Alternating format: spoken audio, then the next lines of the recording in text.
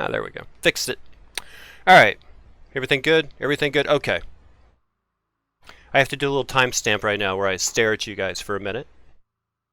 Just to give you a little break in the video so I know where to edit it at. I'm not creep. I'm not a creep. I am a creep, but I'm not trying to be a creep right now. Tonight, on a very special Public Access Live, my guest, comedian, gamer extraordinaire, funny guy, and we got him on his lunch hour. Tonight's guest, none other than Trever Carreon. And that interview begins in 3, 2, 1. In the box. Oh. Hi. Welcome to Public Access Live, your window through my window. Actually, we're going to change the name of the show. Tonight it's going to be called What's New? Welcome to What's New. I'm Agent Dubsky. Hey, Trever. What up? Hey, Dubsky. How's it going? What's new? That's a spontaneous question. I don't know. What is new? I don't know what's new. Nothing's new. Nothing enough is new. Let's start with past them. Okay. You wanted to get into comedy because you saw someone else do it? Or you were the smart ass at school that were like, hey, Carreon, why don't you be a comedian?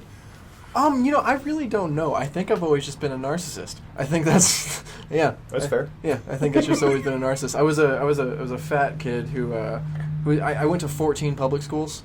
By the time I graduated, yeah. It's more than one a year, okay. It's more than one a year. I think I went to like 4 my 4th grade year or some shit like that. Sorry, language, am I okay? Yep. Cool. All right, yeah, I think I went Maturity to warning, it's their fault. Yeah, I went to a lot of public schools, and I think that made me weird as far as like knowing like who I was as an individual. So like I was a weird chubby fat kid who was always seeking attention because like I was always a new kid, constantly the new kid. So you're a narcissist who only really cares about himself, but you're also self-aware enough that you notice that you're different than everyone else. Yes. I love this. Yes. This is awesome. Well, no, because that's all in retrospect. That's all now. Oh, right. It's 2020. Yeah. That is all very, very looking back. Cause, did you think comedy was something you could do, or did you think it was like born into other people who had a path that you weren't ever allowed to go on? And the guys that get up there, I can't be that guy. Those are special. Well, did you ever do that? I mean, that was my attitude until I was like, you can take a class and be one of those guys. It's like, really? I don't don't know if I would say if it was that. I come from kind of like unconventional roots. Both my parents game, or my mom and my stepdad both game. Like I got into gaming because they were competitive Rainbow Six players. What? Yeah. Rainbow Six Black Arrow, I think, was their heyday. They were in one of the competitive clans on that game, and they. I played the first Rainbow Six on Dreamcast. Yeah, we haven't ever got back to it. They all got into online gaming in the original Xbox days. Before that, we would all play like LAN, Duke Nukem 3D or whatever. So these are my parents, but they were young. My real dad was a drug dealer, so like, but he was like a drug dealer. So you had video games and drugs at your house? Yeah, you were the unpopular constantly. Kid, huh? No, no, I was moving around a bunch. Oh right. Yeah, and that was it's a weird story. So like, it never seemed unreachable because like I never. Nobody ever told you couldn't. Yeah, exactly. I got you. That's very, very much it. Both my parents they're very supportive of anything. Was it a local guy or was it like a national act when you were like, I want to do this? So Donald Glover. Yeah, Simba. Jesus, that guy's everywhere. Yeah, he's he was nowhere, and then he was like, what was it, Whitest Kids You Know? Yeah, it was Whitest Kids You Know. Well, he had I'm sound stalkerish, but it's okay. No, I love Donald Glover because he's proof that you can just, I just make videos on YouTube. I'm not going anywhere. He went somewhere. Exactly. He's Lando for crying out loud. He started on YouTube with a comedy troupe called Derek Comedy that he started while he was at NYU. Blowjob Girl. And way Bro Rape. early. Yeah, Bro Rape was Donald Glover. Yeah. See, I thought that was Whitest Kids You Know, but they were the one who did Slow Jerk. Yeah, Whitest Slow Jerk. And yeah, I remember Derek. The Whitest Kids You Know one that I always remember was the dude, they were trapped in a hot air balloon. Okay, so Derek's comedy, I forgot about them being before, because the redhead from Blowjob Girl went on to do The Office. He was a receptionist when... They were all successful, most of them in some form. Him, largely. For a YouTube troupe, it was pretty good. Yeah, I think it might have been my senior year. I think it was 2012 or 2010, his comedy special, Weirdo.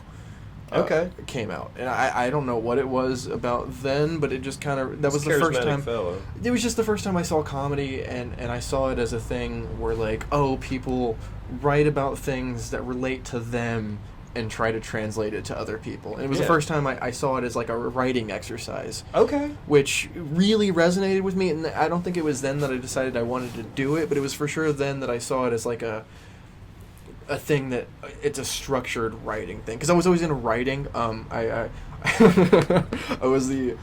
rapped for a band in high school. We won our local talent show in Podunk Veneta High School. Like a Limp Bizkit kind of thing. Yeah, that's exactly what it That's was. not a bad job. We are not the hype man. Well, no, I started. That's essentially what I was. Like, if you're a rapper for a band, you're also You're the just hype walking man. around behind the guitar player while he's jamming. It's very cringy. Yeah. Whatever it is, it's very cringy. But that's like, I've always been into writing. I don't know. I Okay. was a weirdly emotional kid. I gave you a brief rundown on my roots, so I liked poetry and stuff like that. So, from 9, 10, I was like writing poetry. Okay. So I always like writing. My minor's English. I went to school for stuff like that. Terrible decision. No, we're gonna be friends now. That sucks. Yeah, don't go to school for liberal arts, kids. No, I just have this thing for English majors. Oh, good. Yeah, me too. Patton Oswalt, John Cleese, Well, Peter Cook, David Mitchell, This is a true story. I'm a communications major. Ryan Green. Yeah. my bachelor's degree is in corporate communications, and I have a minor in English. I got a degree in corporate communications because a guidance counselor told me that Will Ferrell had a degree in corporate communications, and I was like, yeah, sure, this is a good idea, because I don't know, they marketed it as some... I started out as an engineering major. Okay. It was perfectly fine doing that, and then I had a guidance counselor tell me, hey, you're working 50 hours a week, because I was at that time, you can't do this, and I just believed them. Probably could have. You know how that is. Yes. So I took their advice and decided to scale down what I was going to school for, which doesn't make sense in any capacity whatsoever, and I ended up with a communications degree and a minor in English, which isn't bad. I don't think the guidance people in high school ever listen to the students. The way I could, like, guidance counselors are kind of like people who write self-help books. Like, they're not successful in any capacity other than having written a self-help book. I was told I wasn't smart enough to be a pilot. Of course, if they just looked at my transcripts and seen that I'd taken calculus as a junior. Stuff like that upsets me so much. Like, I have... You're gonna be a garbage man because we don't have enough garbage men. It's like, come on! Micro. Honestly, though, my brother, he's an air-conditioned tech. He's about to buy a house, and he's like 20. So there's something to be said about it. Hey, kids, a little pro tip from me and Trevor. Save your tuition money and go to a trade school. Yeah, do that. And make money immediately. Don't wait on your graduation to make money. You Go got find a the program internet. to journeyman in. Mm-hmm. You got the internet. You're already here. Yeah. You can learn whatever you need to do whatever you want. There was a list on Facebook last week of 20 jobs that you don't need a degree for, and they were all like between $35 and $75 an hour jobs. They're all of them if you just have the resources. I went to school, and most of what I learned was from YouTube. Saddest thing I've ever seen was a 45-year-old guy, a friend of mine that does a morning show on the radio here, and he literally said, this a few years back, he's like, it's the happiest day of my life. I just paid off my last student loan. I'm like, you're fucking 45.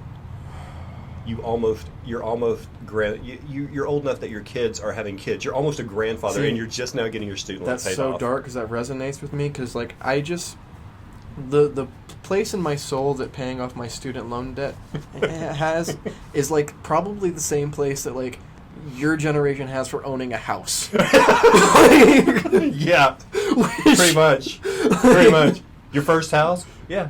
Yeah. Paid off my loans. I'm finally not in debt to the federal government. We don't own any land. Would you do like a celebration where you're like, I finally got my student loans paid off. I'm having steak tonight. I'm going to a restaurant where they serve me and get on their knees and bring stuff to my table. That's what I want. I've been groveling long enough. Something I'm gonna need to do something. I'm in far. Really? Yeah. And not in like detrimentally far, but like I could own. Not like post-grad far, but... No, like, not post-grad far, but, like, I could own a Mercedes. Oh, shit. Yeah, right? Oh, God. I could own a house in a shitty town I don't want to live in and rent it out and make income from it. Did you ever... Do that instead of go $40,000 into debt with school. Own real estate or something. I think... I've got one that's 2 years away from college and another one that's 6. Did I ever what you were doing? Right. I think the figures went up to like, if their college in total 4 years is like $250. Yeah. And I'm like, $250,000? They told me it's only going to be $150,000 to raise a kid. Yeah. You Well, know? see, my parents didn't graduate high school, so like They were gaming. yeah. They did fine after the fact. We struggled. You know, they were gaming. most people will tell you to stay in school. We won't. Stay in Halo, kids. Stay. Honestly, it's feasible now. I can't even tell you not to. Dude, I did competitive gaming 15 years ago, like 2003. What'd you play? Soldiers of Fortune 2, the Mhm. original Call of Duty, Call of Duty United Offensive, and Call of Duty 2. Well, I played all the way to Call of Duty 4, Okay. the first Modern Warfare. So you played until the good one. Yes. Gotcha. So we played TWL and Cal. 2 was good. 2. Ladder matches. You had to scrap and get up into the top 10. If you were in the top 10, you could actually challenge anyone else in the top 10. You had to be in the top 5 to challenge for number 1. Just typical ladder matches. Yeah. Paid $0. Mhm. Now those kids, Doesn't that make you angry? You were there. esports in high school now. Yeah, you were there. It is like, and the college. I know. I met the guy at the GameCon 2 years back when it was still downtown, when it was still the XPO Gaming Festival before they moved it out south. And that guy was the head of the University of Michigan's esports team. The year. And I'm like, Yeah, the year. he's after, like, yeah, we're getting our kids ready so they can make a career in this. I'm like, what kind of career? And he's like, 60, 70,000 a year. I'm like, Yeah. I'll kill you if you say that number again. The I'll year. destroy you. I hate you. I did it for free for years. The year after I graduated college, my college opened up an esports team. Like, yeah, literally the year after. But it's a thing that's happening. High school, college, middle school, everywhere, and it's weird. Kids are vaping and playing online esports. Yeah, they're weak. You kids vaping in the transgender bathroom. We used to smoke cigarettes in the men's room. They're about to we only- actually used to put real cancer in our bodies, kids. That's what we did. They're about That's to why be we're banned. tough. We're about to put them back on cigarettes. Is that really a thing? I've seen things. I've seen the memes, but is that really a thing? I've seen Trump talk about his congressional ban on flavored e-cigarettes, which is a thing that could legitimately happen because 6 people have died when cigarettes kill 450,000. There's not money. This is a very unpopular opinion. I love Trump, if for no other reason but just to troll the people who think they run things. I love that about him. Yeah, it's However, chaos. there's a few times. There's a few. Yes. I think Trump actually believes, and we don't do a lot of political on here. Chaos theory. But I think Trump actually believes he is the last president. Yeah. He's either going to do such a good job that people are going to be like, we're never going to let you retire, or he's going to mess up so bad they're going to be like, we're never going to give a single man that much power again. He jokes about a third term, and he's joking about a third term, but I kind of think he's not joking about a third term. He's a traditionalist. He wouldn't do it just because Washington didn't. Oh, yeah. I mean, he's really into history. Well, I really don't think he wants this job at all. I don't think No. he ever did. There's no way he thought he was winning. And what's fucked up is he's probably going to win again. I know. Here's the thing. It was like, here's your choice. You can have another See, this is the whole thing. I've told the British people that watch this show. I think that the reason Brexit worked was people were like, I would rather take my chance with tomorrow being unknown than take another day of the way life is right now. And I think that's the whole reason Trump won the election. I don't want another lobbyist. I don't want another politician. I don't want another social community planner as president. I want a businessman in there. If America really is a company, let's try a businessman in there. See if it works. And there's something valid to the only time anything real changes is through chaos. Yeah. That's it. That's only, like, you can vote for stuff, and that's going to change little things. We can get medical marijuana or whatever, but, like, real impactful, like, stuff is different today than it was yesterday. Chaos. You need it. Which is unfortunate, but that's the human equation throughout history. If you're 35 years old, you're wondering why a 22-year-old college graduate was able to get the job quicker than you do, who has experience on the job, because it's easier to train someone than it is to retrain someone. Yeah. They take someone who knows nothing, they can mold him quicker than they can mold someone. Same thing with the president. Bad If you take habits are hard to someone get rid of. who knows how to work the system, it'll take forever to get it done. You take someone who doesn't know how to work the system, he's going to break something getting it done. Even if nothing's broken throughout this entire probable 8-year process, it's showing it's showing just how like fragile everything is, how much it really like there's this idea of this grand cabal in the background where everything's like this well-oiled governmental machine that's running, but it's all chaos and they're all biting each other's heads off. It's Mojo just typed in the same one line that every political ad is running since Trump won the presidency. What we need is an outsider, not another career politician. Since Trump made president, how many people have reworked their ad department in their campaigns? Like, hey, that worked for that guy. I think that's everybody's ad campaign. Honestly, here's the thing: if you're in Oklahoma and you're like, we have an outsider, we have a non-political candidate as our new governor, that's the old one. The old one wasn't a politician. She majored in hospitality and hotel management was what Mary Fallon married. She wasn't a politician. She was a hotel manager. How much money did she have going into politics? How much money did she have? Yeah. I have no idea. I I always thought she was kind of crooked. It's like, why you're a hotel management major and you're wanting to be governor? That is strange. I know. I saw no her... poli-sci, none of that. No American history. No. I was in hospitality. Well, and then her daughter was hooked up to the electricity on the Capitol in her RV. You remember that? I've got my mobile home plugged into the. I got a degree in hospitality, darling. Don't worry about it. You can just park on the lawn. I just being hospitable. That's what they taught me. Oh, I ran into her one time at a pizza place on Grand Lake. My favorite pizza place in existence, Gambino's. Right on in Langley. Ketchum. Okay. That's where I moved from Dallas to Ketchum. Yeah. We work south side, so Yeah. Langley, Disney Island, Tijuana. Yeah. That was our I on the moved. coves. The coves on the south. Oh, Yeah. the coast. Yeah. Where if your house catches fire, good luck. I hope you got a bucket because it's going to take forever for a fire truck to get down all of those roads and know which house is yours. But also, they'll just buy another house. They live in the coves. Dude, lake people are so cool. Yeah. I was always like, well. I want to be a lake person. I want to leave town early on a Friday.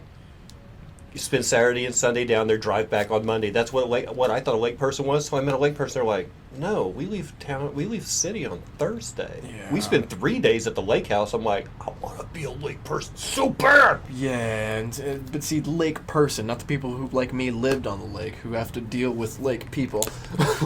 Oh, I feel bad for the Grove people probably the most. I lived in Grove for a while. The Grove people probably get nailed with the tourist traffic. Grove feels weird. Grove's a weird town where like a bunch of rich old people live, and you're right, tourist traffic for the lake is heavy there. But like Langley in specific, the Disney area, because of that dam area. Because of the Y. Yeah. Yeah. The mudding that goes on down there increases the population by like 100,000 every summer. Oh yeah, the people that off-road down below the dam. Mm-hmm. I've been in those Jeeps. Yeah. It's Fun time. Yeah, it is a fun time. British folks, you probably won't know nothing about big American trucks and mud. I never want to own a Jeep and do that, but I want to know some people that do. Yeah. It's like I never want to own a boat, but I want to know a guy that has a boat. It's kind of like watching a Boy Scout work. You know what? Politics here. You know when a Boy Scout sets up camp, there's just there's a certain they know the steps. Proficiency. Yes, we're going to set up the tent and we're going to build a fire and we're going to there's a layout to it. Watching those 4-wheel guys get down there, where they're stuck back there in the woods, they know they don't have a chance of calling AAA to bail them out, so they've got their jack and they've got like a welder on their truck and a little generator and a guy named Larry. And watching them break down and then bail themselves out is amazing. Well, absolutely. Watching them roll their car over and be like, well, it'll be about an extra hour now. I bet we get back before the sun goes down, though. And, yep, they roll it back over and knock a couple of dents out of it, and on they go. Bet I can still make it to Speedy's to give a 30-pack. I'll see you at the damn motel. Yeah, that happens. But you're right. There's a certain, and especially when you think about the fact that they're going in there with, a 2,000, 3,000-pound chunk of metal and flipping it over and then figuring it out with their redneck brain. Mm-hmm. If I tie the engineering in it, if I tie my winch off to that or loop it around that tree and bring it over here, I'll have enough leverage to pull me up and rotate my vehicle over. So it's like, wait a minute. Didn't you go to Salina High School? How do you know this? And I off-road. That's a hell of an education, I guess. My daddy. Yeah. Well, honestly, I completely forgot where I was going with that. How did we get to Langley off-roading? We were talking about below the dam, but the tourist industry bringing money into Grove and Langley. Yeah, I used to golf below there too. Has he eaten at Frosty's and? We're talking about food. Yeah. Frosties. And Edna's Cafe. Frosties. I used to go right there in. What are we talking about? Is it Disney or Tijuana Island? I used to go to Frosties and Edna's Cafe.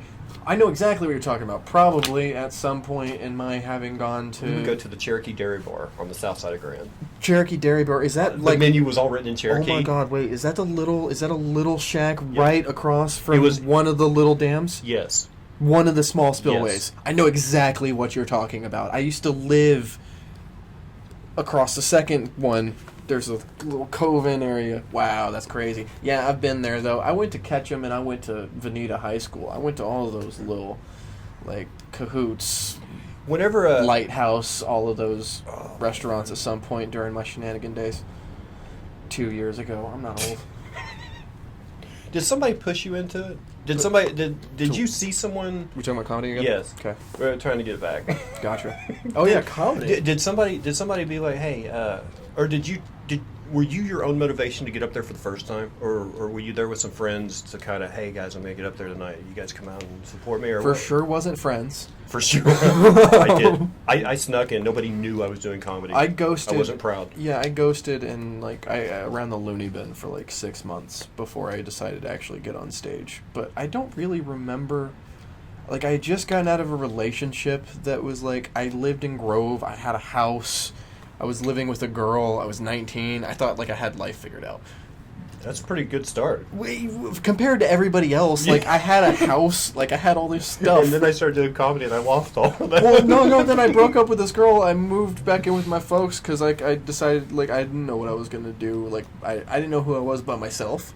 I didn't have an identity. I went to 14 schools, then, dated 2 girls, and, I based who I was off of, the things I was doing or who I was with.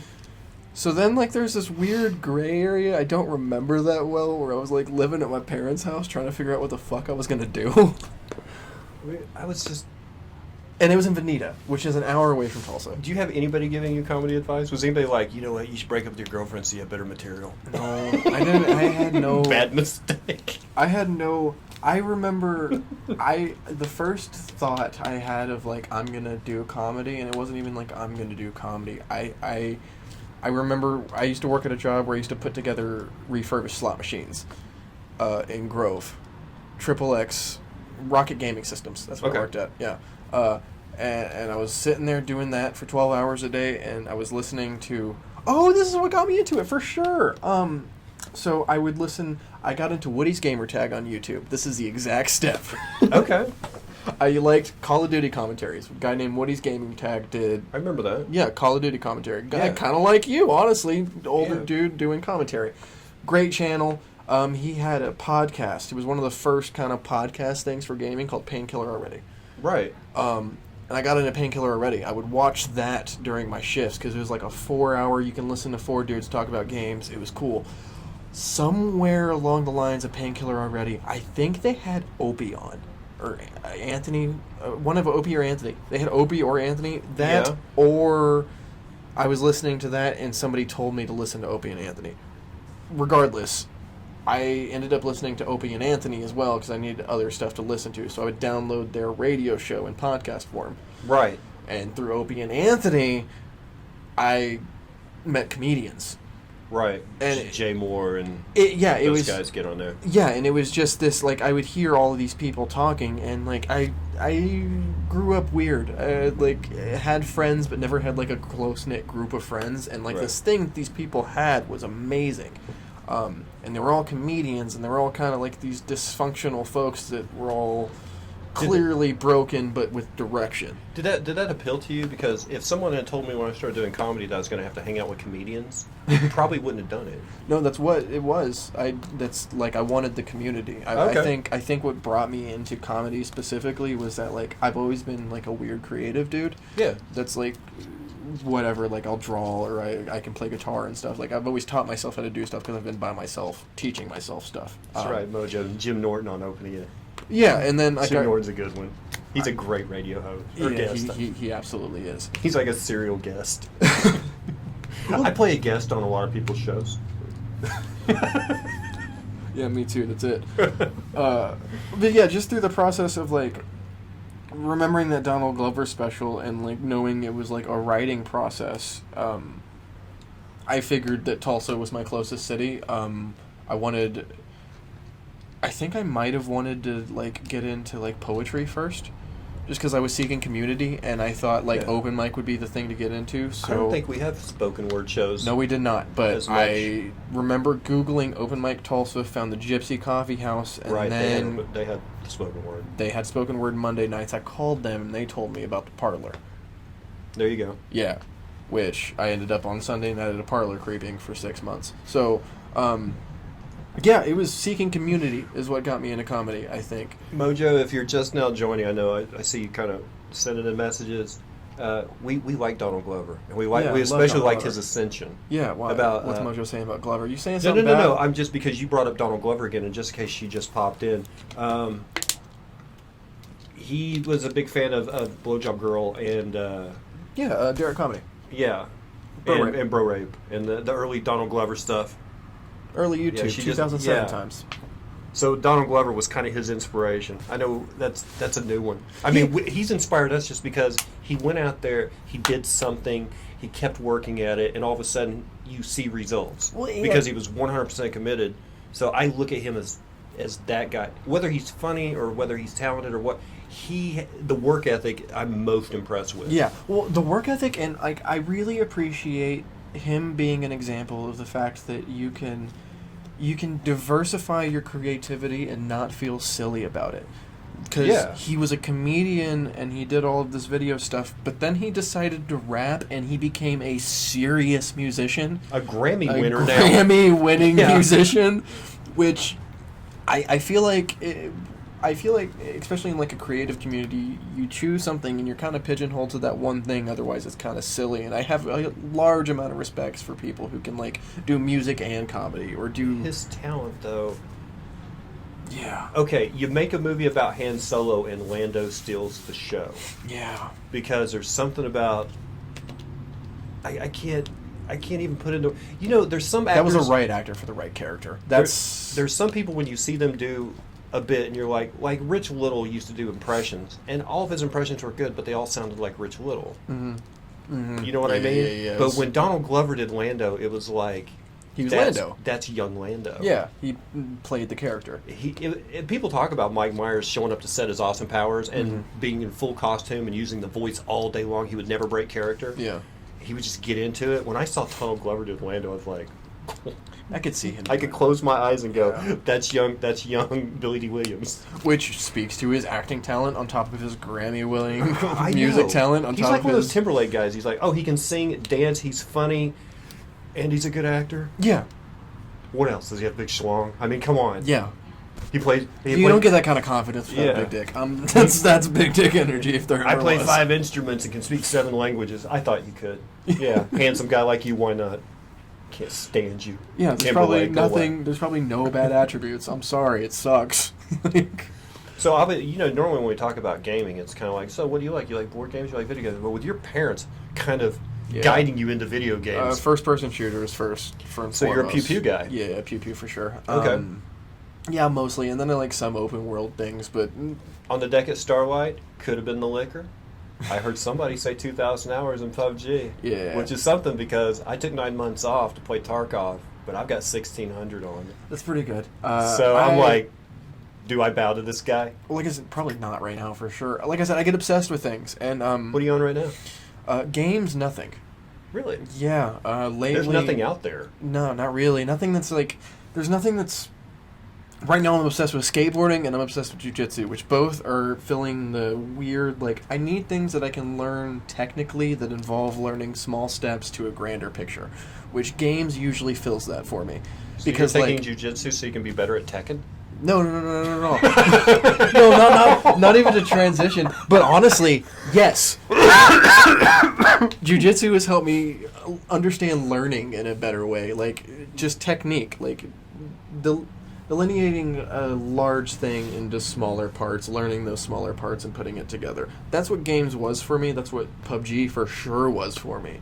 Because there were so many small individual mechanics that you had to learn to get good at that game. Yeah. And then you can go into a game and you can say, all right, I'm going to get good at looting.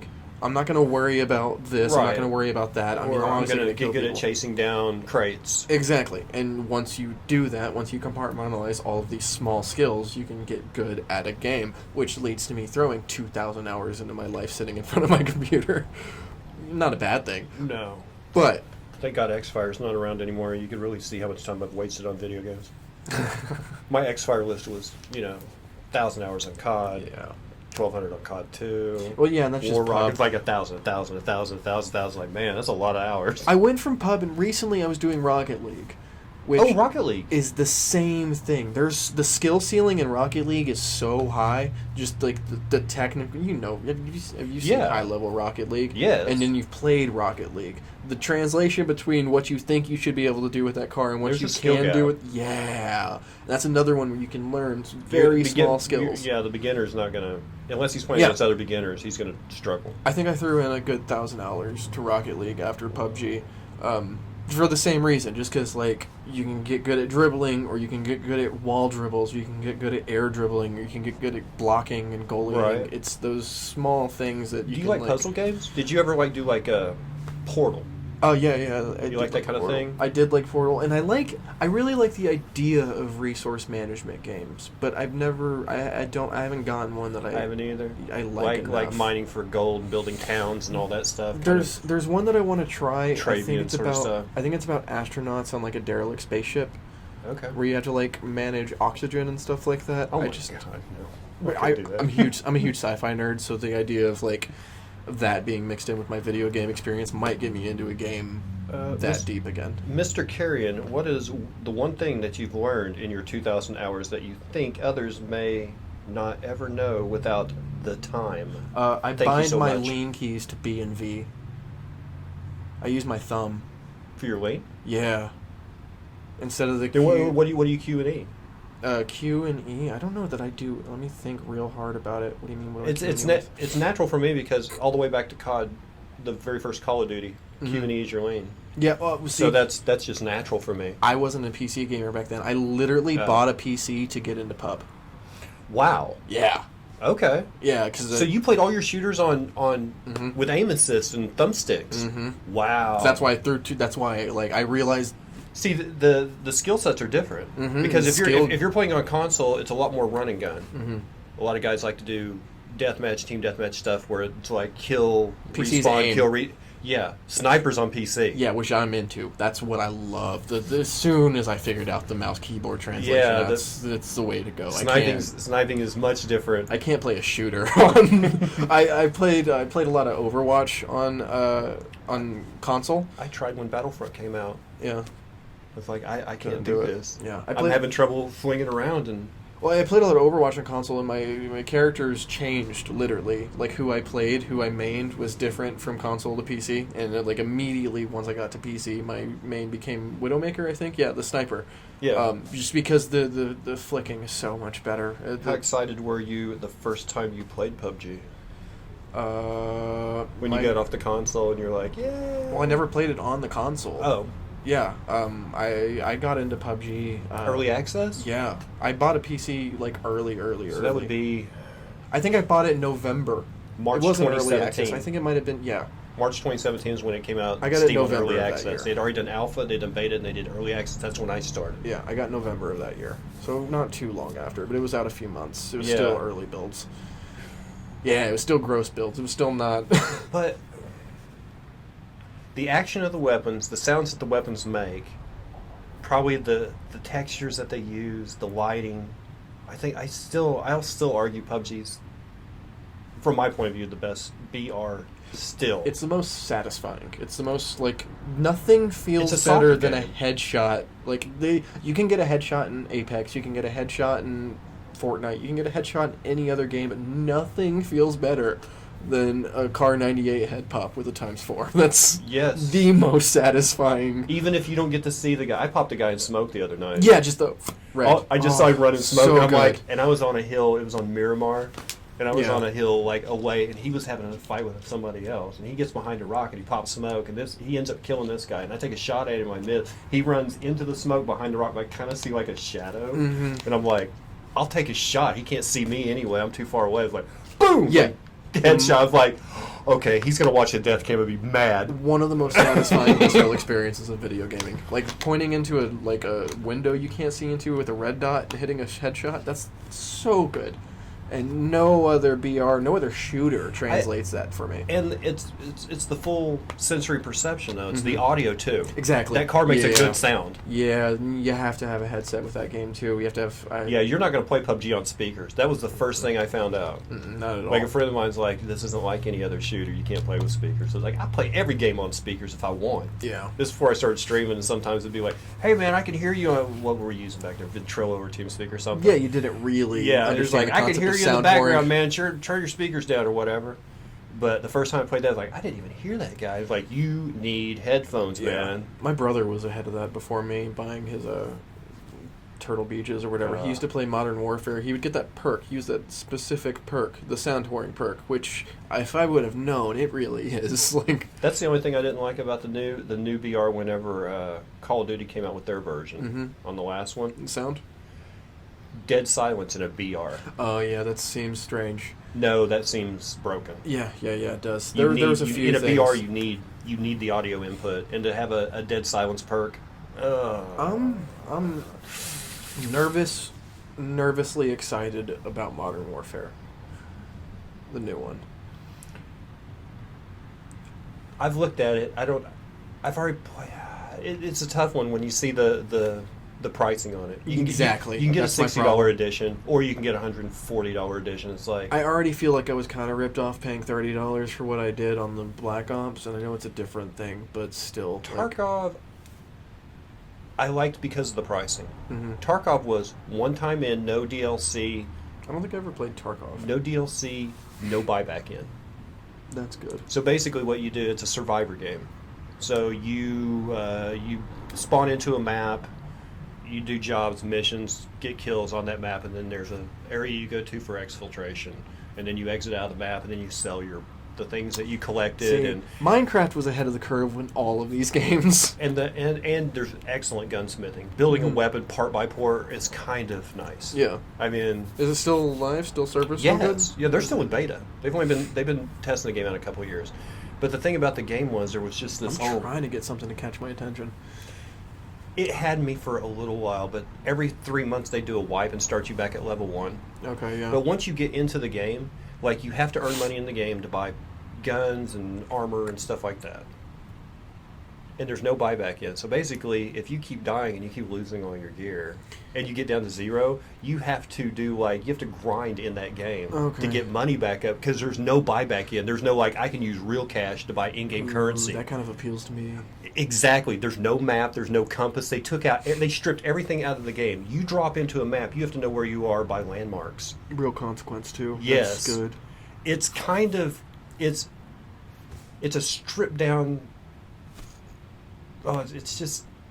It wasn't much fun to stream though. Yeah. Because your concentration is all there, and people are typing in chat like, "Hey, does this guy ever read these comments?" It's like, oh man, I wish the guests when they'd get over here would turn their phones off so it. Ridiculous. Where we at? Oh, Wasteland Warrior, thank you for being here tonight. How do you think PUBG and H1Z1 compare? I didn't play much H1Z1. It was too cartoony for me. Yeah, it was. There wasn't a lot of detail in the graphics and textures. Which I know is a nitpicky thing. No. I get it. Games. My opinion, games are for immersion. Yeah. And if there's anything in that for a shooter, I want realistic. For a shooter, I want to feel like I'm the guy trying to get out alive. Yeah. And when I'm in a game, if I feel like I'm playing a game, it takes away from it. Mm-hmm. I might have downloaded it again when the Just Cars gimmicky Battle Royale came out, but yeah, I think that was the last thing I did with it. Any thoughts on cheaters? Cheaters? Never been a huge issue for me. I've never ran into them with that much issue. Is there as much on console, though? I mean, I don't know. I never played console. PC is... I mean, we've always had to have some kind of protection. Yeah. Oh, yeah. For playing TWO and Cal, you had to have Punk Buster, and you had to run different programs to make sure there was... And plus, you'd have to turn in your demos, like after a match. all 5 guys on the team would take their demo from you'd record during the match, and you'd Oh, send yeah, your so demo you know- into TWL, and then if you had a dispute, they could look over 10 different demos and see if someone was They cheating did or all not. that work before they were making six figures. That's so insane to me.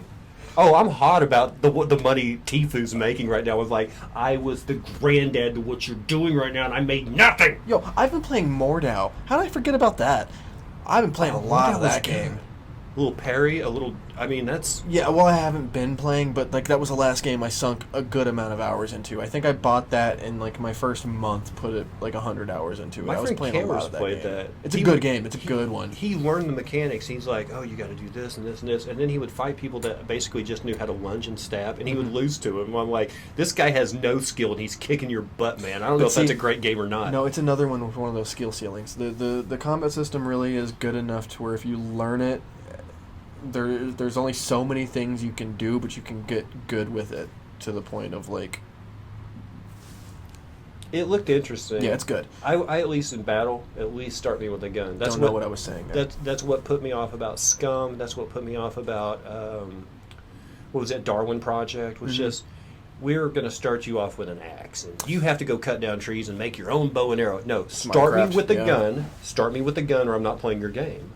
See, that's what I'm saying. Minecraft really was ahead of the game in all of these game types that are Battle Royale, the survival games. There was a Minecraft server for all of it, like 2 years before the games ever came out. Minecraft rules, Tarkov drools. Because I can't afford Tarkov. You know what? Here's the thing. I had to apologize. I was the guy out here going, don't get Tarkov. They're asking $140 for their beta. Who in the world would pay $140 for a beta? And then I had to come back and say, hey guys, I paid $140 for a beta. It's a good. It was $140 for that beta? It was actually a was it 40 a buy-in, like, Kickstarter It was a kind of 40. thing? It was a $40 standard edition, and you only get your stash and the amount of money you start with and the weapons you start with are. You can get a better edition. And start with more room to store things. And so I bought the standard edition. I played it for about 3 weeks, and I'm like, this is going to be the game I'll probably play for the next year. Yeah. So why not buy the best version of it? And then I streamed it for a year. That gives me real bad feelings. I would have played Siege. There's nothing wrong with the standard edition. Yeah. You're not gaining anything other than room in your stash and inventory. That's all you're gaining. But just that extra stuff. Yeah. Yeah, that makes you real better. But I know how to manage a small stash, too, because I played it for 3 weeks. Mm-hmm. So if I didn't have the extra room, I would still know how to play the game where it'd be enjoyable for me. Yeah, it was just extra at that point. Yeah. Yeah, I accidentally bought the like standard edition of Rainbow Six Siege, the one with where you have to grind for the operators instead. They have 2 versions of Siege. Okay. One where you have to play the game, get in-game points to unlock different characters. Yeah. One where all of the base operators are already unlocked, and then they all come in DLC. The price difference is like $30. Didn't know if I wanted to play the game or not, so I just bought the regular edition. Loved the game. So on a Steam sale, the regular, like the standard edition with all the characters came out, and I went to go buy that. And if I bought that version, all of my account progress on the other version would be wiped. It wasn't like a transfer thing. Right. So I just stopped playing the game. I fucked them. I'm not. Speaking of Clancy, are you? Did you play the last Ghost Recon? Did you play Wildlands? Because No. Breakthrough's about to come out. No, I did not. I didn't either. Nope. That was unfortunately Wildlands came out right as I was salivating about PUBG. Yeah, PUBG. PUBG had just closed beta and was about to open early access when Wildlands was out. It's like, I'm not spending money on that. Yeah, I'm gonna play PUB. You're right, and you knew how long you were going to put it into pub. That game, it's still doing it. I'm happy it's still going. Dude, it's amazing. Yeah, it's really is. getting better. It's actually the version right now is as good as what we wanted a year and a half ago. I do notice now, like when you get on, the player base is a lot better. Like you kind of really have to know your P's and Q's. I've never had the in-game chat turned on, the proximity chat, so I don't know I had to turn it off when I first started streaming. I miss those days. I miss the crazy days. Those of just absolutely trolling someone after you killed them, Not and just even- talking smack. Not even that. Just even like the chat in the pregame lobby. There was some like beautiful moments that you had with all of those people. Like beautiful internet moments where you're singing like the Amazing Grace with 100 strangers on a plane. When they had the picnic table with all the guns on it. Oh God. You know, and everybody would, and you would, when you would jump out the plane, you'd have like 2 crossbow arrows in your head from some guy, you know. Yeah, the people crossbowing you in the face so it would block your vision. So Oh, well, thank you for that. That sounds like a host. Oh, it'll come up on my screen because I'm watching the show too. Let's see what happens. That's why I keep on staring at his lap. It's not. It's not just a particular. He has a nice lap. I don't know. But they did do the. Oh, it didn't show up on the screen. No, the PUBG was. I liked. There was. I lost it. You like PUBG lap? Yeah, the lap threw me. Oh, I'm sorry. Nah, it's fine. Turns out I was wildly unsuccessful as a stand-up comedian anyway. Oh, yeah, I still am. Do you know how I know it was bad? Oh. Because I always tell people about that one good show I had. Because you keep on remembering it? Yeah, the one show. You never kept on How long did you do comedy? I've been doing it for 3 years. Really? Any stories? Well, there was that one show. No, folks, you see that hits deep because he says that one show, and I immediately know exactly what show that is for me. It is. You know the one show. 115 people at the Looney Bin. Yeah. Like I got to crush it for 100 people, and I was like, "That's awesome. That's more people that showed up at the casino." That feels good. Yeah. Yeah, more of that, less of the other. Yeah. I don't know. I feel like I'm in a weird spot where I'm like kind of moving to like another spot, but I'm not. My feet aren't big enough to fill these shoes yet. You know, I have some work to do clearly, which is good. I'm at a point that's pushing me to be better. What is coming out at Christmas that catches your attention? What will the kids be asking Santa for? I don't know. What am I You know, excited about? here's the thing. Here's the thing about games and hype. I think if anybody still believed in gamer hype, it was probably crushed by Anthem. Skater XL, but it's already out. No. Oh, okay. Yeah. I think Anthem pretty much. Anybody that was believed in game hype probably stopped with Anthem. That's a really good point. Anthem I was excited about that game, and 18 then just months. I remember it was like this game's due out February 2018. I'll be there. No, it started November 2017. I was like, oh, I'm ready for it. No, then they pushed it back to February of 18. And then they pushed it back to November of 18. Then it's supposed to be February of this year. Mm-hmm. And then they finally released it. It's like half the content, the game's bugged. The loot boxes are crap. It's like, you guys had a year and a half, and then they come out and they're like, well, actually, we've been developing this game for 6 years. Oh, 6 years for an incomplete project that you wanted me to pay $80 for? Mm-hmm. EA? Yeah, no, we don't play that game. We're seeing a weird shift in the gaming market right now, and I think we're in an in-between that I hope we're in an in-between, because we're at this gross point where, like, the model is release at incomplete, Yeah. and just hope you make enough money then. The PUBG model, Which unfortunately, my beautiful worked PUBG kind of started it. It worked for pub, but it was basically, we have a game good enough to sell. Yeah. We're going to sell as much as we can and then use that revenue to fund development of the rest of the game. Yeah. And that works good if you're a small Korean development company. That's a great plan because you don't have a lot of capital to start with. However, if you're EA Sports and you have a 6-year development schedule on a game, and after 6 years you don't have it done with unlimited resources, your fault. It's your fault. Yeah, Battlefield. If your company crumbles because of Anthem, your fault. Sorry. Bethesda has to take it on the chin for Fallout. They have to. There's no one else to blame but Bethesda. No one else to blame for Anthem except EA. Supposedly, not Fallout. No Man's Sky got a recent update. No Man's Sky's not bad. No, they did add human NPCs to Fallout recently. Did they? Yeah, they added something to Fallout 46. I don't remember. I didn't play the game. Ryan Green's real excited about it. Yeah, oh, he looks pretty. What's his number? And by he, I mean you. Oh, thank you. Thank you, Minion. He's a beautiful man. I can't wine stop and staring cheese. at him. Let's see. Oh, we have a new word. Words. Yes, the thrill of a headshot, the one-shot headshot in PUBG with a car is now a pubgasm. Ooh, it's pubgastic. Yes. I'd spank you harder than a 12-year-old choir boy in that game. No, you wouldn't. No, you wouldn't, because I'm worse than even that. Worse than a 12-year-old choir Yep. boy? How do you play squads or solos? Borderlands has lived up to its hype, luckily. Thank you, Heretic Zombie. I've been wondering about that. I saw 4 major streamers last night playing Borderlands 3, and they all looked like they were having fun, but I couldn't tell what chat was feeling by watching it. Oh my God, But Zombie Man. but the streamers looked like they were enjoying the game. That's half the battle. Getting your audience to like it's the other half. I forgot about that until just now. That makes me real excited. Borderlands 3 has an interesting animation. I love the artwork, but I would like to watch it in a cartoon. I don't think I'd want to play through that artwork. Yeah, I agree with it. You know what I'm excited about? What? The Master Chief Collection. I fucking hope comes out by December. Oh, for the Halo Reach. Oh my god, I'm excited to play some Halo on PC. Oh, I'm so excited to play some Halo on PC. That will get me into games again for a bit. I liked Halo. I was a Halo dude. Those guys that were doing the online Halo. Yeah. Oh, the Halo Online, the Russian and they got version? banned off. Then got banned off Twitch. Yeah, I was playing that for streaming because Halo, the original creators of Halo, are like, that's not us. Mm-hmm. That's someone else doing a Gary's mod to it. So and it was perfect. It was awesome. It was a beautiful Halo 3 where they added guns and did amazing things. But no, I'm very excited about some PC Reach. Let's see. I loved Anthem until release. Then it just sucked my soul and kicked me in the dick. Yes, it did. I played Anthem. I was that guy. Waiting on the hype. It's like, I'm not buying any games because Anthem is coming out. Is the gameplay not good at all and just kick you in the dick with loot boxes?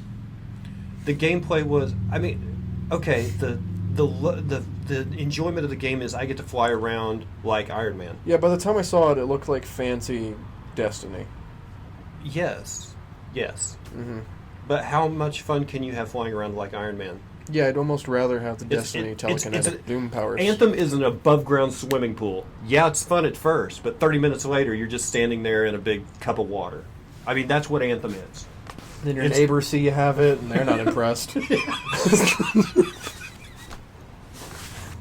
Hey, remember last Friday when I was watching that show and that one guy was talking about how my video game was just like an above-ground pool? Decreases your property value. Oh, do you have Anthem on that computer? Could you knock a couple $100 off of it? My cousins are always coming over and peeing in my Anthem. It always happens. Okay.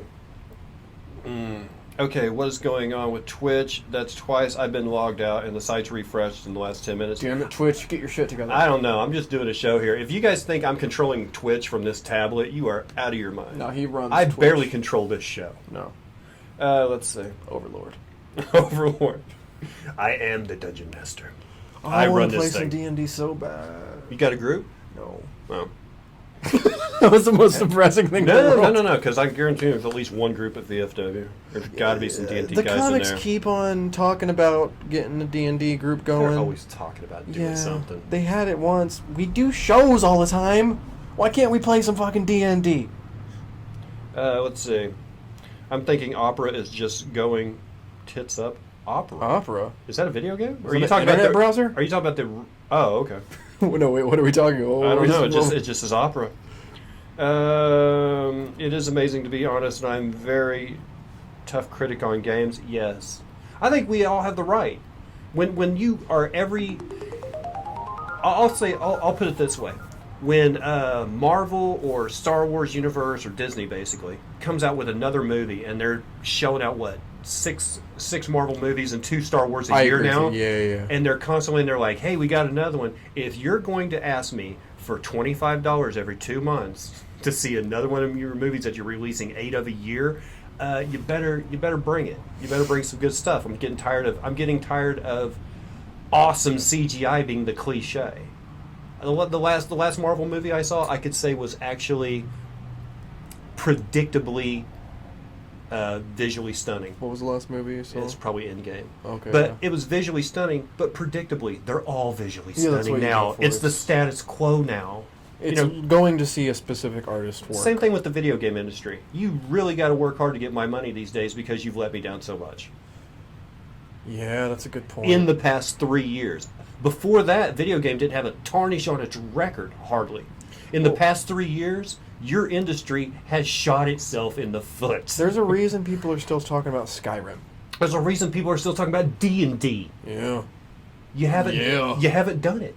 That a game you had them. Dice. You had them by the zipper, and then you let them go when you came out with crap. Anyway, I wonder what the first crap was. That's a good. All right, chat. I'll ask you guys. What was the first video game letdown? What was the first massive video game disappointment in PC culture? Ooh, that's a good I'll leave it up to question. you guys. It's like modern PC culture. Well, that'd be the past 15 years. Because there's a lot of video game disappointments. I know in my house there's a copy of E.T. for the Atari 6400. E.T. on Atari? Oh my god! And there's a delay, so he hasn't heard you say it yet. That's so funny. Exactly. See, historic gaming disappointment. E.T. on Atari. Well, you get to thinking out of the past 15 years, the first 10 years of that span was just us going, wow, they've increased the bit rate, they've increased the textures, the fractals, everything. The details getting better. We're not blocks like Minecraft anymore. Now we're actually manipulating AI in game. And then for the past 5 years, you've taken that technology and raised our expectations and said, here's a diamond. We're going to put a diamond ring on this goat. No, you don't put lipstick on a hog. You don't do it. That's a fantastic point. We're reaching like a limit of Moore's law for gaming specifically because we've increased and improved exponentially to the point where we're jaded in improvement. There's I think that's why VR is sticking in like it is now, because that seems to be the next obvious step of it's the only way you're going to impress anybody. And even as adolescent as VR is right now, it's still the next thing because... And you can really feel it now. Where in the 90s there was still some clear, in the 90s it was impressive when Sonic Water moved. How far are we from Ready Player One? Oh, 20 years. 20 years? Yeah, conservatively. Okay. I honestly... Everybody goes home at night and goes to a virtual gathering place. Yeah, for sure. I mean, right now it's the internet, but it'd have to be more specific the more it grows. We're already seeing a weird thing in culture where my generation's we're not getting married, we're not having kids. What's going to happen as soon as we have... VR babies. VR relationship. Oh, when I get on the game at night, I'll introduce you to my wife and my children. They're in the computer. Already have it, and trends go, you take things from the friends of society, they become popular and infiltrate into the greater society and isolatism. How do you say that? Isolationism. That's exactly what it is. That's what Roosevelt practiced during World War II, supposedly. Well, isolationism on an individual level is going to start propagating throughout a society in a larger way because of technology, and it's going to make it more accessible to people who normally wouldn't do that because stuff's expensive. It's hard to go places now. Stuff's dangerous or whatever. Or there's at least the idea in the social... They've created an outside world that's so scary, it's forcing people to go inside and experience a world through the eyes of a PC. And it's right at the pivotal, dangerous time where it's very accessible and possible. Which, I mean... You could say that as a bad thing, but I view it as just another transition as people. We're changing. It's another change that people will either accept or won't. Yeah. Puppies. Oh my god, there's puppies! Zero T-Town, thank you for being here, Zero. Hope you're doing well, brother. Let's see.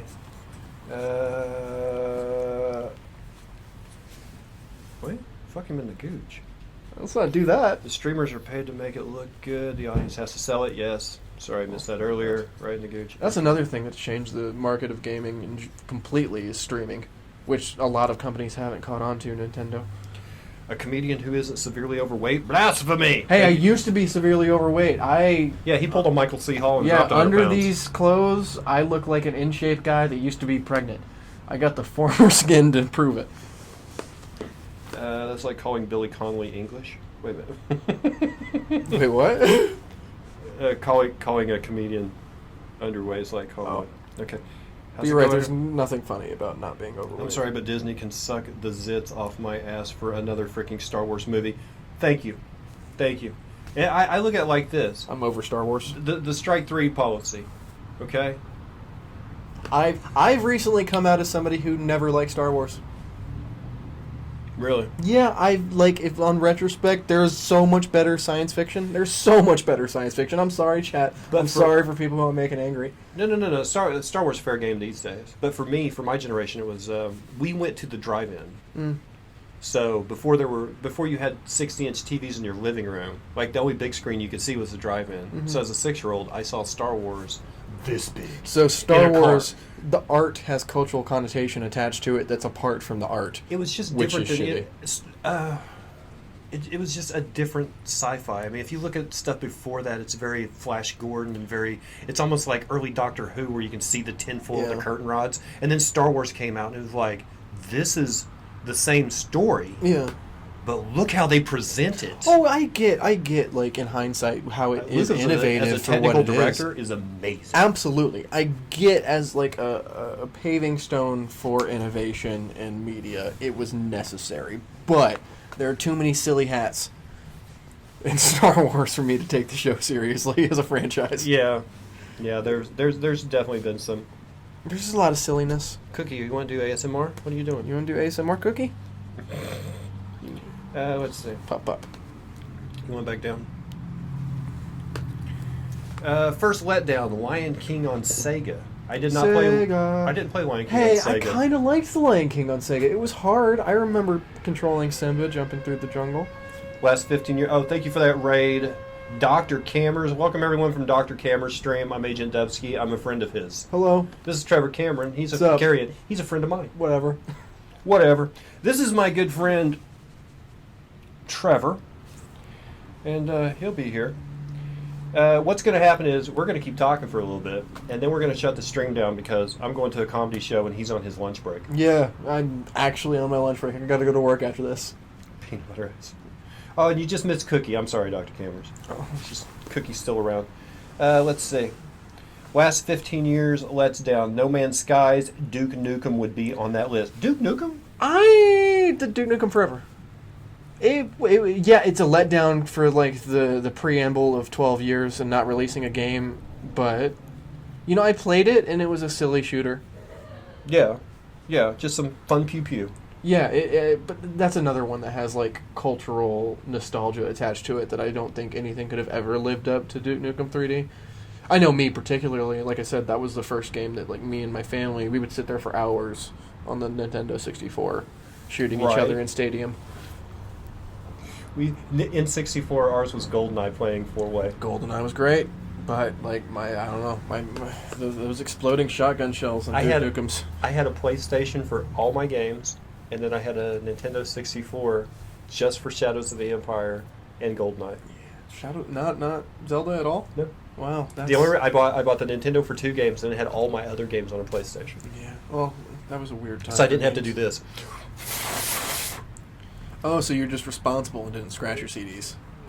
Nintendo still on cartridge. Oh. 64 still had cartridge. No, you had a Sega, not a Sega. I had a Sony. Dreamcast. You had a PlayStation. I had a PlayStation on disc for all my other games, like FIFA and all the, Madden, whatever. All the driving games, yeah. And then for the shooter game I played on a Nintendo, it had 3 legs on the controller. It had like a plus pad, it had a joystick in the middle. It felt okay then, but you can't pick that thing up now. It's weird. It's not, like you hold it here, you hold it on the outside. It's not designed for a living thing. Or you hold it on the outside and your hand's big enough to cross the middle. It's not designed for people. I'm trying to remember some of the first FPS games I played. To be honest, I freaking ruled at them. Yeah, last Duke Nukem was trash that came out. So was Anthem. We've been talking about that. Yes, it was. Streaming exposes flaws for an audience that might be on the fence for a purchase. It takes away some of the risk. That's true. I usually don't go to people's streams before I buy a game. I usually go after I've bought it and be like, is there anything I'm doing wrong? Let's see how this guy plays it. But I never thought of it as a consumer tool. Well, see, that's the problem with streaming in general, because then you are being sold something, because you are looking at a product through the bias of whatever personality you're watching from. Tonight we're selling Trever Carreon. I'm being sold. If you want to buy me, Such a sellout. I'm 5 pennies. Not a nickel. You got to have 5 individual pennies from the year 1972. The 4th one has to be from 76. The 4th one has to be a D stamp. Mm-hmm. From the Mintet. I know what that is. Let's see. What made Mr. Carreon lose weight? He looks great. Oh, thank you so much. What made me lose weight? I was going to Walmart to buy a 40-pack of pizza rolls for my dinner. The entire pack, because the serving size means the whole cartridge. And in front of Walmart was a blood donation bank, and I went to donate some blood because I had some time, and that was fine. But then 2 months later, the American Heart Association sent me a letter being like, hey, bro, you're 19 years old and we're going to use your blood, but you're pre-diabetic. You got some stuff going on with the cholesterol. We scanned your blood, and you're too fat to donate blood. They were basically like, we'll use your blood, we got to like dilute it with some water or something. We got to get all the cholesterol out of it. No, but yeah, the American Heart Association told me I was fat. And then the Wii Fit. This was right along the time the Wii Fit came out. So the 40-pack of pizza rolls wasn't the eye-opener. Everybody told me I was a big guy. I just thought I was a big dude. I had no clue I was fat until the American Heart Association and Nintendo Wii Fit shamed me, because the Wii Fit... Oh, that's right. If you guys remember, you had the Mii, which looked like you, which I made look like a normal person, but then you got on that goddamn scale, and if you were overweight, your character got shorter, fatter, started sweating, and became visibly sad. Even when you played bowling. Yeah, so like when you're a kid, you're a lonely fat kid, and video games are all you have, and then your video games call you fat.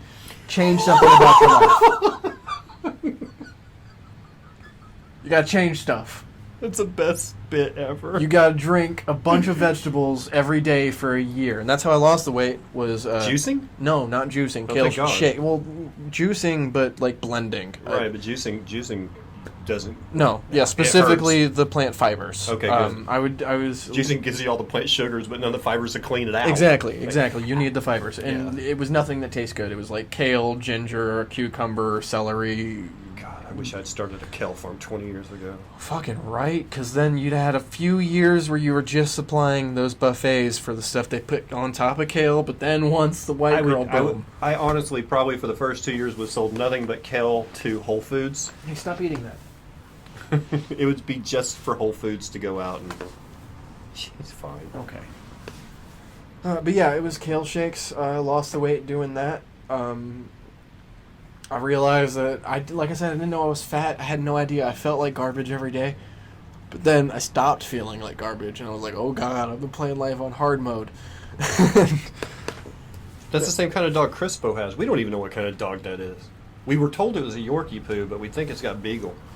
No, they're psychic, and they know. That's the most obscure superpower ever, but they know specifically what dogs are. You guys ever play Streets of Rage? Streets of Rage. No, I have not. Was that the game you can run through and like pull a bar off of an elevator and hit people with it? Was it like an arcade style? I don't remember that name I don't remember the game by name. It was. I feel like it was like in the style of the Ninja Turtles arcade game. You remember that? Cookie. Come here, baby. You're alright. Come here. Yeah. Anything wood. Cookie's up to shenanigans, guys. Cookie's trying to get her fiber by eating a log. Let's see. Whole Foods, you mean whole paycheck. Laxative, actually, that's what my dad calls the place. He calls it whole checks. Whole checks. Yeah. Are they that expensive? I don't go there. I don't go there anyway. I've been in there a few times, and all I remember was there was a very skinny woman wearing a peasant skirt, smelling of garlic, telling me I needed to eat healthy. Oh, okay. And yeah. I'm like, you look like you're about to die. I'm not going there. And you smell like garlic. Maybe she had a vampire problem. Maybe. Maybe they all do. I noticed there were no mirrors. No solar panels. I don't believe in sunlight in that place. Let's see. One of the very first FPS games I played was Delta Force 2, and I was top 50, 100, respectively. Wow, yeah. Delta okay. Force, that's going back there. Yeah, a little bit. Double Dragon, there's one. Double Dragon. What was I just thinking about? Total Carnage. I love it. Smash TV. You ever play Smash TV? Mm-mm. It was one of my favorite games on like the Sega Genesis. It's like a top-down, like you go into specific rooms and a bunch of enemies would come and just a little guy shooting. It's a great game. Did you ever? So do you watch what you eat now? I mean, are you Okay. conscious of returning to a weight that you don't want to? Absolutely. Yes, I do watch what I eat mostly, but I will tell you the last month, every single meal I've had has pretty much been McDonald's. I heard supermodels eat McDonald's. I go through times where like Apparently it doesn't stay inside you. It goes right through. If a supermodel who's gonna barf after anything she eats will eat McDonald's. Guys, I'm not joking about this. My last 3 dinners was McDonald's. They have a deal right now where you buy a Big Mac, you get a quarter pounder for $1. I'm poor and can't pass up that economical That's advantage. 3 sandwiches. Do you realize the calories per money advantage they're giving you? Then you get on their app. Sometimes you get a large fry for $1. Yeah, I can't pass up, and it's delicious. I'm addicted. But yeah, I do a bunch of physical activities aside from that, so I can like eat whatever I want right now, and my body just needs the calories. Okay. Like I don't eat enough. I buy Big Macs, but I break it in half. Oh. I'll eat the top half, which was a bun, the meat, cheese, lettuce, and then another bun, and then the second one I'll eat open face. So it's actually like 2 sandwiches. This seems sacrilegious. I just buy 2 sandwiches. I still eat like a fat guy. I still eat the whole pack of pizza rolls. All 40. They come in 50 now. They have an additional 10, $3.59 at Walmart. I had Terrell Norton on the show. He was telling me that there were.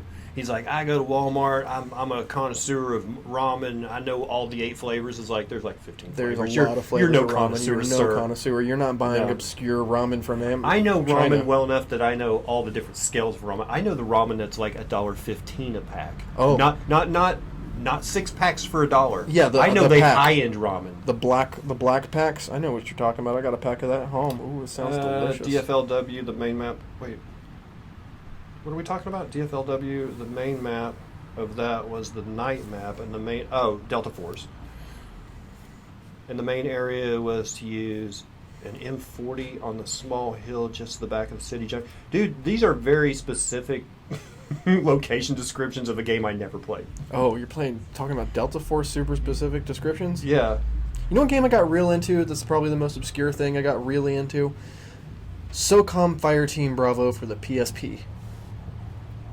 One more time? SOCOM Fireteam Bravo for the PSP, the handheld, online. I think we played some SOCOM. I got real into that online. Like I had a headset on a handheld game that I talked to people and met people that like formed relationships with. It was a very strange few months for me. Eat spaghetti. It cost $1.88 for 2,000 calories. It's a good point. You can. It's a lot. You carb up. It's like running a marathon every day. A lot of carbs. But honestly, that was the thing, because I like to stay under 200 before I feel more comfortable, and I was like getting around 215. I'm like, all right, we'll have to make some adjustments. Not real big adjustments. I'm not want to do anything drastic. I just want trim up a little bit. So my wife's very healthy. She's read the book. She knows exercise. She knows diet, nutrition. So I'm like, hey, this is fine. I can eat this. This only has like so much sugar in it. She's like, what's the calories like? So I'd look at stuff and be like, oh. Yeah, what is it actually? And then it'd be like, so I started focusing on that. She's like, no, you got to look at both. How much sugar is in that? And I'd look at it and be like, I don't know. It says it's only got like 200 grams of sugar. And she's like, yeah, you're supposed to have 30 grams a day. Yeah. So that's like 9 days worth of sugar. And I'm like, what? Sugar's the devil. That's really all like...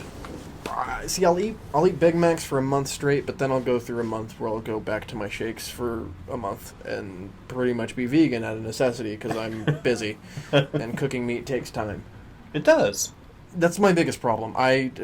Schedule-wise, I wake up, I go to the skate park, I go do jiu-jitsu for like 2 hours, I go to work, I go do my comedy, I go back to work, I go home, I wake up, go back to the skate park. It's like what I do.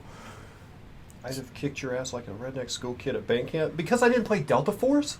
Bring it. I'll meet you in PUBG next Monday. Wait, what was that analogy he just said? I'd kick your ass like a redneck school kid at band camp. Yo, hey. How many redneck school kids went to band camp? Also, redneck schools have bands.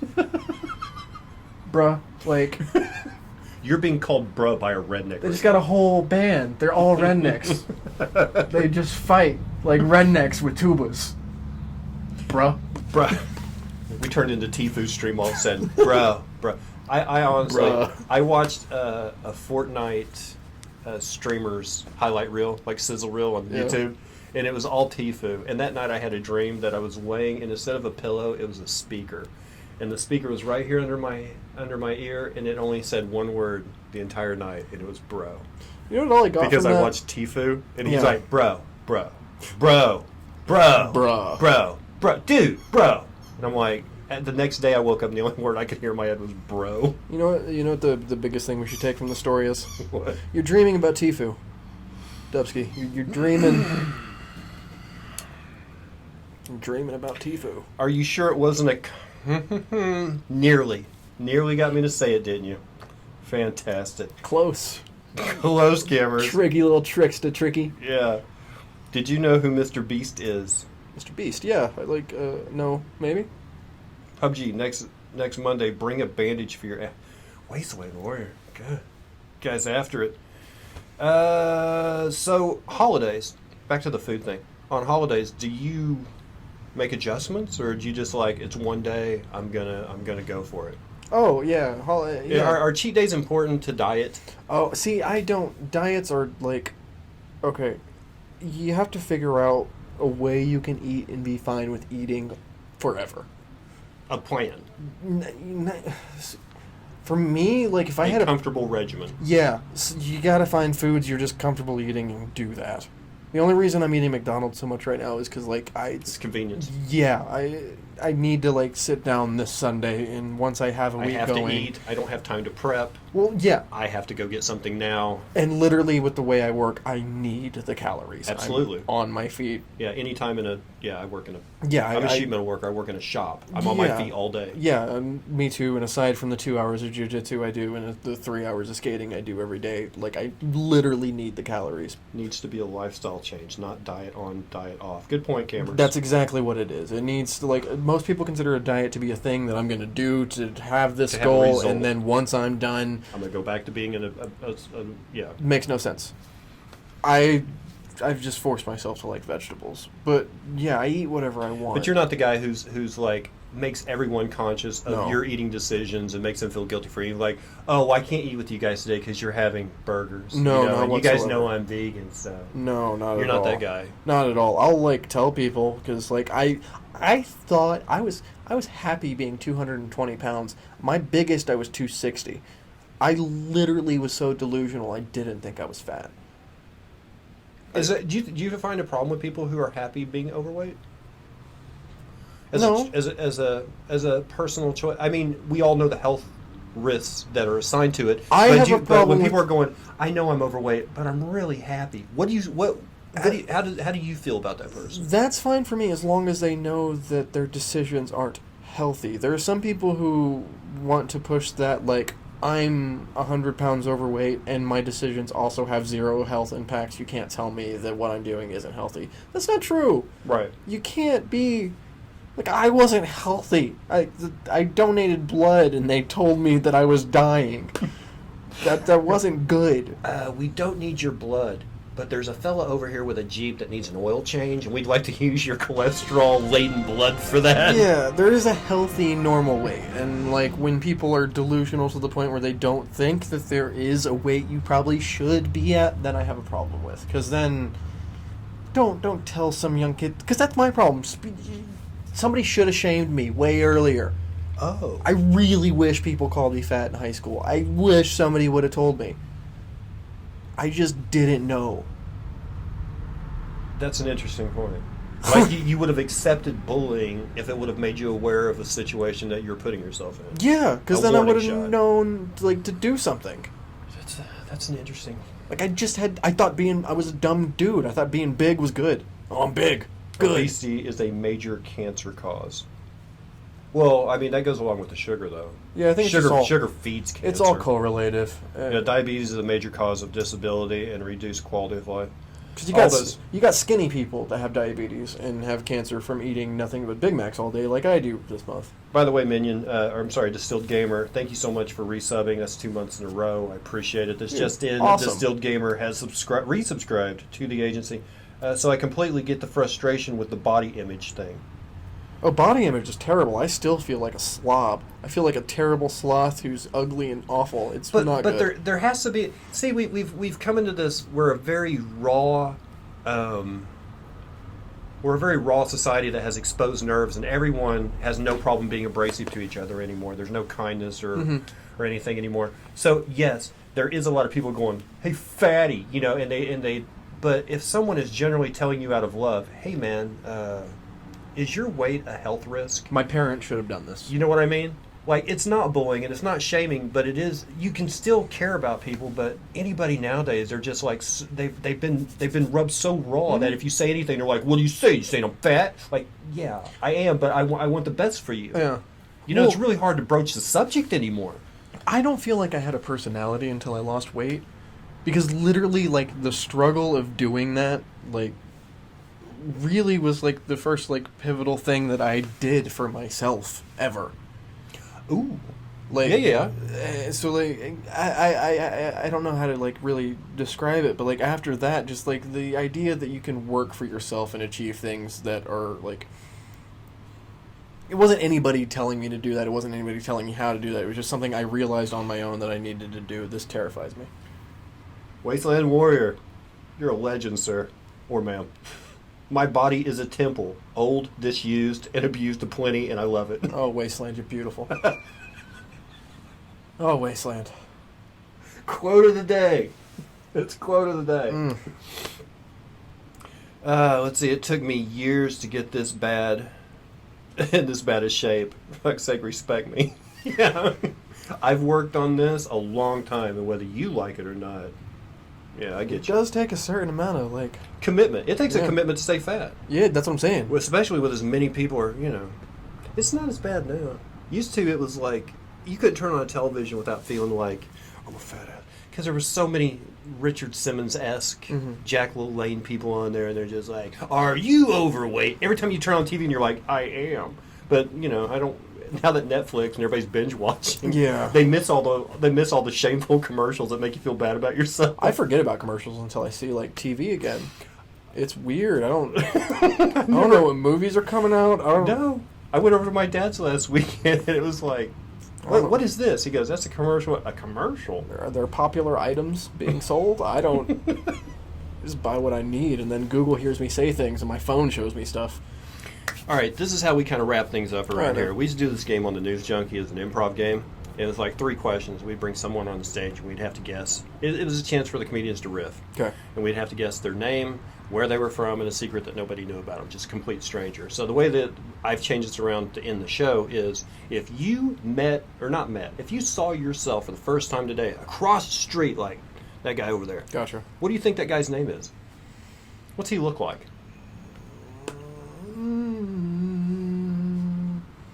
Maybe like a Lupe. Lupe? Yeah. Okay. These are your answers. No wrong answers. No wrong answers. I would have said Raul.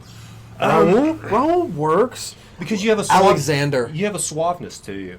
Alexander. A Lupe is like, Alejandro. Alejandro is what I would think my name would be. yeah, because Lupe sounds like a farmer's name. Yeah. And you have like some bling to you. Because like I know I'm Spanish, so it's hard to not see me as Spanish. I would think my name would be Alejandro.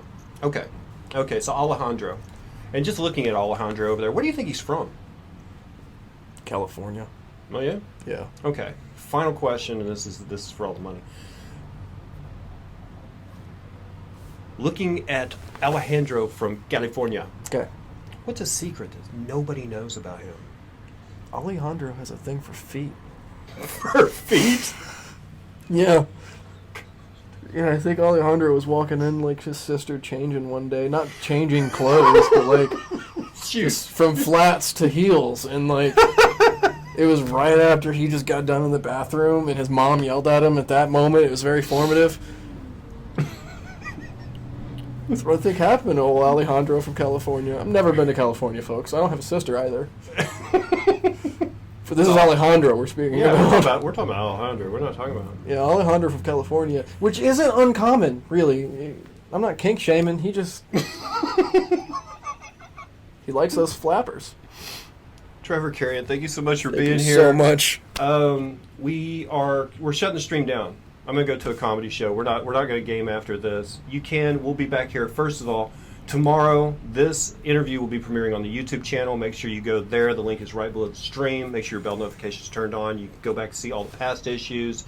And then we'll be back here Monday night, 6 p.m. Central Time in the U.S., midnight in the UK, 11 a.m. Auckland, New Zealand time. Thank you guys so much. We'll see you. We'll see you on Monday.